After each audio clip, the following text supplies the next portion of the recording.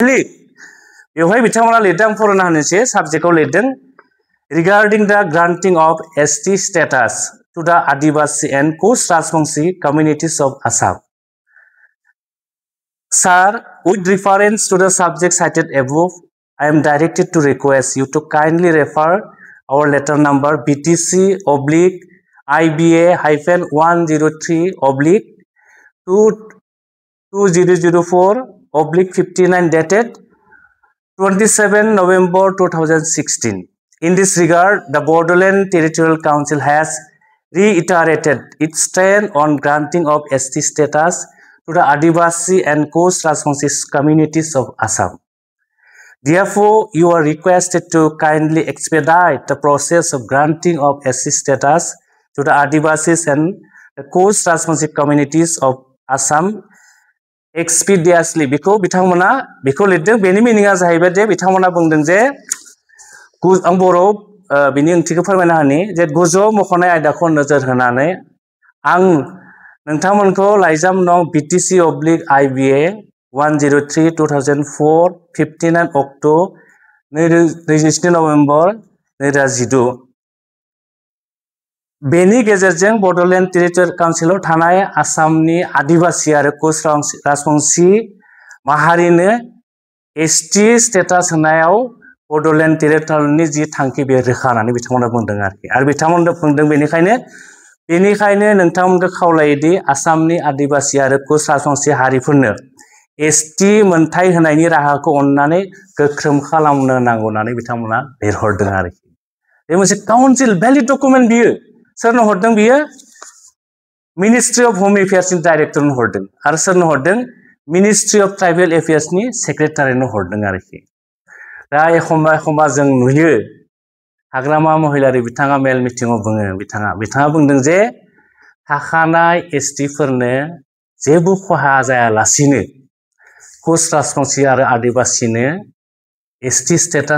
ST मोनथाय होनायाव आंहाबो जेबो बुंनांगौ गैया नाथाय बे लेटाराव बेबायदि जेबो मख'नाय गैया जे थाखानाय STफोरनो राजबंशी आरो आदिबासिफोरनो ST मोनथाय होयोब्ला खहा जायालासिनो ST मोनथाय होयोब्ला जोंहा जेबो बुंनांगौ गैया होननानै बेवहाय रोखा लिरनानै दङ आरोखि दा बिथाङा बेखौ लानानै राजखान्थि खालामनायखौ जों माब्लाबा लुबैया दिनै फरायसाफोरा नुदों बिराद दुखु नांदों जोङो हाजार जोंनि बर' फरायसाफोरा बिथांमोना नुहुरबाय बे मोनद' हारिनो जुदि ST स्टेटासखौ होयोब्ला मोनथायखौ होयोब्ला बे थाखानाय जि मोन 14 हारिफोर दङ जेराव पपुलेसना अनलि 45 लाख बिसोर बेसेबां दं 150 लाख 1.5 crore जेनेबा मोनसे फुख्रियाव ना फिसा दङ बेयाव जुदि ना बारलिखौ जुदि हगारनानै होयोब्ला बै ना बारलिया ना फिसाखौ जाजोबगोन ना जाजोबा थिग जोंनि समस्यायाव बेबायदि ओंखायनो बड'लेण्ड इउनिभारसिटि क'क्राझार इउनिभारसिटि जेसेबां जोंनि फरायसालिफोर दं फरायसालि दङ फरायसालिमाफोर दङ फरायसाफोरा दिनै गावसोरनि खैफोदखौ नुहुरखाबाय फरायनायाव जों जेबो लाब गैला जों जेरै 10% रिजार्भेसन मोनो साख्रियाव 10% जोङो गोजौ सोलोंथाइफोराव एडमिसन मोनो गासिबो जों बन्चित जागोन अब्ला बिथांमोननि फिउचारा बिराद मोनसे डेन्जार लामाजों थांबाय बेखौ नुनानै बिथांमोना दिनै एग्जाम होआलासिनो क्लासरुमाव क्लास खालामालासिनो दिनै गावनि मोनथायखौ गावनि फिउचारखौ सिकिउर खालामनो थाखाय बिथांमोना राजा लामायाव ओंखारनो गोनां जादों बिराद दुखुनि बाथ्रा आरो बेखौनो दिनै BTCनि मानगोनां चिफ हाग्रामा महिलारि बिथाङा राजखान्थिनि गाब होनो नागिरनाया मोजां नङा ओंखायनो जों दिनै दुलाराय बर' फरायसा आफादा बयबो रायजो राजाखौ जों बुंगोन हारिया जुदि जोबस्रांलाङोब्ला हारिया जुदि थैनानै थाङोब्ला दुखु नाङो एखमब्ला हारियानो जुदि जोबस्रांलाङोब्ला राजखान्थि सोरखौ लानानै जों राजखान्थिखौ गेलेनो ओंखायनो दिनैनि जाय राजखान्थि दैदेनगिरि बिथांमोनखौ जों खावलायो जोंनि उन्दै फरायसाफोर जाय जोंनि हारिनि फिउचार जोंनि हारिनि दैदेनगिरि बिथांमोनानो हारिखौ सामलायगोन बेबायदि गथ'फोरनि जि मोजां थांखिजों लानानै जे सोमावसारनाय अब्लाबो जों बेखौ राजखान्थिनि गाब फोननो नाङा जों दिनै दुलाराय बर' फरायसा आफादनिफ्राय जों खुथारि खावलायगोन आरो जोंनि समाजनि जायफोर दैदेनगिरिफोर दङ जायफोर आफादाव दङ धोरोमारि आफादानो जा समाजारि आफादानो जा जोंनि दैदेनगिरि फोरोंगिरि सानसुमै बिथांमोनखौबो दिनैनि बे अलखद समाव जोंनि लाइमोनफोरखौ जोंनि फरायसाफोरखौ जोंनि हारिखौ जोङो बोखांनो थाखाय दुलाराय बर' फरायसा आफादा जे सोमावसारदों बेवहाय बयखौबो मदद होनो थाखाय आं खावलायबाय आरो स्पष्ट फिन फैफिनदों आङो दुलाराय बर' फरायसा आफाद आरो कच राजबंसि स्टुडेन्ट इउनियननि गेजेराव जे मोनसे जों रेजलिउसन लानाय बेयाव होनदोंमोन जे थाखानाय एसटिफोरखौ जेबो खहा जायालासेनो कच राजबंसि माहारिनो एसटि होनायाव दुलाराय बर' फरायसा आफादा जोंहा बुंनांगौ गैया नाथाय जों नुदों ग्रुप अफ मिनिस्टारनि जे रिपर्ट बै खैफोद दङ आरो खैफोद थानायनि थाखायनो दिनै दुलाराय बर' फरायसा आफादा जोङो फिन बर' हारिखौ जेंनानिफ्राय बोस्रांनो थाखाय जों दिनै सोमावसारदों आरोखि दा आं रायजो राजा नोंथांखौ खावलायगोन जि मोनसे दुलाराय बर' फरायसा आफाद आरो कच राजबंसि फरायसा आफादनि गेजेराव जे जानाय मोनसे रेजलिउसन थांखि आरो बिटिसि सरकारा 2016 मायथाइनि 8 जुलाइआव जि मोनसे लानाय थांखि जि भैलिड डकुमेन्ट जे बिथांमोना भारत सरकारनो गथायदों बेनि फारागथिखौ हयथ' नोंथांमोना मिथिबाय बे समाव बयखौबो आङो हारिखौ जोबस्रांनायनि बे समाव बयखौबो लैहोर लैहोर फैनानै नोंथांमोनखौ हारिखौ फोथांफिननायाव हारिखौ बासायनायाव बयखौबो बाहागो लानो थाखाय दुलाराय बर' फरायसा आफादनिफ्राय जोङो खुथारै नोंथांखौ खावलायहरबाय गोजोन्थों जों दुलाराय बर' फरायसा आफादा जों मोनद' हारिनो जि मोनसे एसटि मोनथाय होनाय बेखौ लानानै जों बिराद सिरियास आरो बेखौ लानानै जोङो बर' माहारिनि जिखिनि माहारियारि आफाद धोरोमारि आफाद जों बिथांमोननोबो सावरायदों आरोबाव जोङो फिन बर' हारिनि जायफोर जोंनि स्कलारफोर दङ जायफोर फोरोंगिरिफोर दङ दिथागिरि दङ जायफोर सानसुमै दङ बिथांमोनखौ लानानैबो बे आयदानि गेजेराव बे आयदाखौ लानानै जोङो गोथौआरि गुवारै सावरायगोन बे समाव दुलाराय बर' फरायसा आफादनिफ्राय राजखान्थि दोलोआनो जा गुबुन गुबुन जोंनि माहारियारि आफादानो जा आरो जोंनि रायजो राजा नोंथांमोनखौ जोङो गुरैयै खावलायगोन जे बे मोनसे गोनांथार आयदाखौ लानानै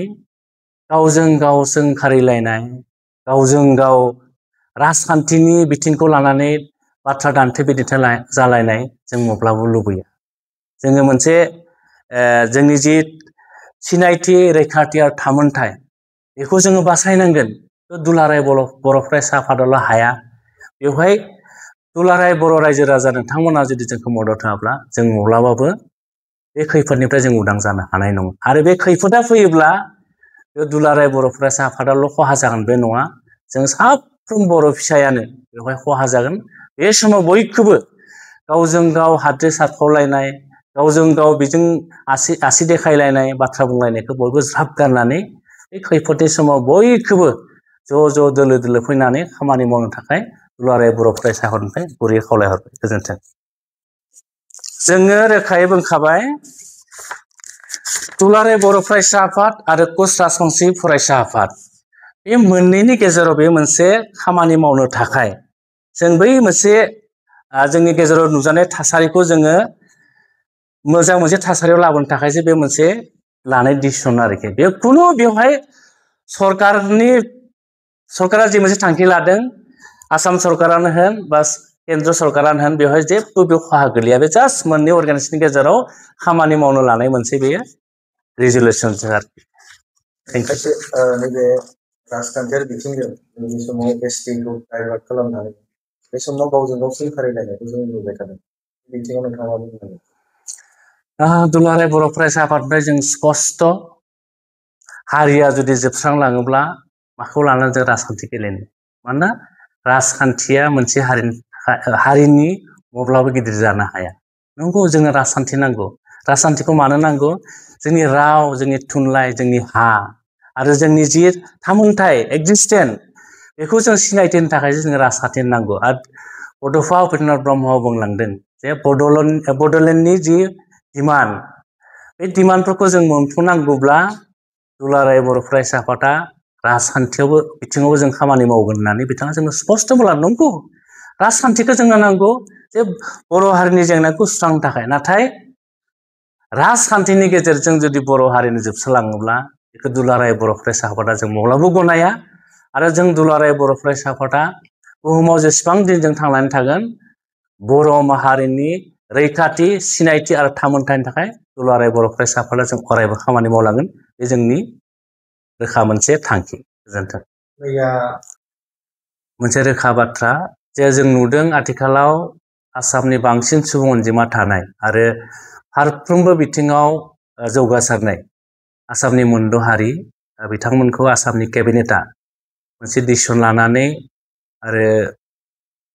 जि मोनसे रिपर्ट साबमिट खालामबाय ग्रुप अफ मिनिस्टार्सआ बेनि उनाव दुलाराय बर' फरायसा आफादनाव माखासे दायखौ जों जाबसिननाय नुदों आरो बेनि गेजेराव जोङो मोनसे भाइरेल जाबाय थानाय नुदों आंनि आखायाव मोननै फोरमान बिलाइ दङ बे मोनसेया जाहैबाय 2002 मायथाइनि मार्चनि 19 खालाराव दुलाराय बर' फरायसा आफाद आरो कुच राजबंशी बे मोननै आफादनि गेजेराव मोनसे जोङो रिजोल्युसन लानाय जादोंमोन बेखौ लानानै आरो मोनसे लेखा दं आंनि आखायाव बे जाहैबाय 2016 मायथाइनि 8 जुलाइआव बड'लेण्ड टेरिटरियेल काउन्सिल बिथांमोना मोनसे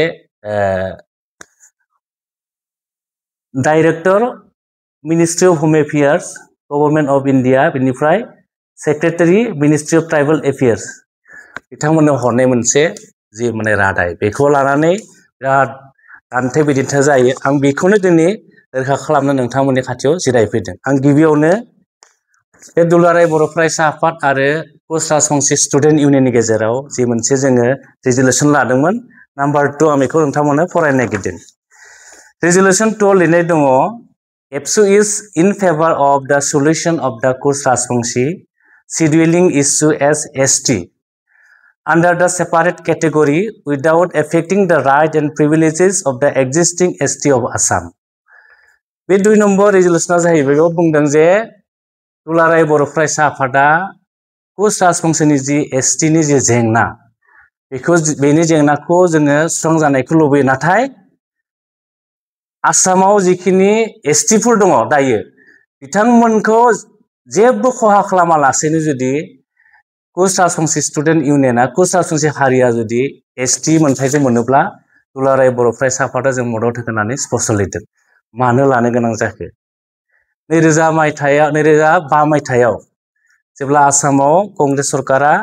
बिथांमोना आसामखौ खुंदोंमोन बै समाव बिथांमोना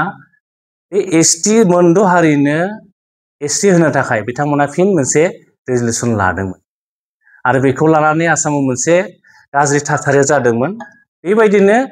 जिहेतु बर'फोरा कुच राजबंशीफोरनि खाथि खाथि थायो आरो जोंनि गेजेरावबो बर' आरो कुच राजबंशीनि गेजेराव मोनसे बे इस्युखौ लानानै जेंनाया नुजादोंमोन आरो बे जेंनाखौ जोङो मोननै अर्गानाइजेसना मोननै फरायसा आफादा बे बर' आरो राजबंशीनि गेजेराव माबा मोनसे गाज्रि थासारि सोमजिगोन नामा बेखौ जोङो मोजाङै सावरायलायनानै आरो बेराफारसेथिं 2003 मायथाइयाव बिटिसिआ गोदान महर मोनदों 2 बोसोर थांदों 3, 4, 5 आसाम सरकारा 5आव लादों जों सानदों बिटिसिआव मोनसे गोजोन थासारि फैबाय आरो बे गोजोन थासारि फैनायनि उनावनो कुच राजबंशी आरो बर'फोरनि गेजेराव जुदि गाज्रि मोनसा-मोनसि मोननानै जुदि मोनसे कनफ्लिक्ट जायोब्ला जोंनि गेजेराव मोनसे थासारि गाज्रि जागोन होननानै बै समाव दुलाराय बर' फरायसा आफादनि मानव गेदेर आफादगिरि रोनगोरा नार्जारि आरो कुच राजबंशी स्टुडेन्ट इउनियननि मानव गेदेर आफादगिरि बिश्वजित राय बिथांमोननि दैदेननायाव दुलाराय बर' फरायसा आफाद आरो आक्रासुआ बे बाथ्राखौ सिरियासलि सावरायलायनानै बेखौ जों अर्गानाइजेसन लेभेलाव मोनसे जों जास्ट डिसिसनसो लादों आरोखि बे जोंनि जि रिजोल्युसन नाम्बार 2 बे अर्गानाइजेसन मोननैनि गेजेराव बे जोंनि गेजेराव जे माबा मोनसे थासारि सोमजिनो हागौ बेखौ जों बुजा-बुजि मोननै आफादनि गेजेराव सावरायलायनानै जोङो बोरै खामानिखौ मावलांनो हायो बेयो जास्ट जोंनि मोनसे रिजोल्युसन लानायसो आरोखि बे रिजोल्युसना जों जेबो आसाम सरकारनो हराखै सोरबा भारत सरकारनो हराखै बेयो भ्यालिड नङा आरोखि बे जास्ट अर्गानाइजेसन मोननैनि गेजेराव बिटिसिआव मोजां थासारि फैनांगौ जों बिदा फंबाय बायदि जोङो रायजो जानांगौ बेखौ आं दिनै स्पष्ट खालामनानै होबाय आरोखि दा फैदो 2016 मायथाइनि 8 जुलाइआव बे समाव बिटिसिआव दानि मानाव गेदेर हाग्रामा महिलारि दैदेननाय जि पिपिएफ हानजा बिथांमोना बिटिसिआव सामलायदोंमोन आरो बै समावनो बै समनि बिटिसिनि मानाव गेदेर नेहाथारि केरल नार्जारि एसिएस बिथांनि सिगनेचार सागानाव बिटिसिआ मोनसे काउन्सिल रेजोल्यूशन लानानै home ministry of home affairs north east government of India north block new Delhi डायरेक्टरसिम बिथांमोना लाइजाम लिरहरदों आरो बिथांमोना ministry of tribal affairs Shastri Bhavan doctor Rajendra Prasad new Delhi सेक्रेटारिसिम बिथांमोना मा मोनसे रेजोल्यूशन हरदों आरो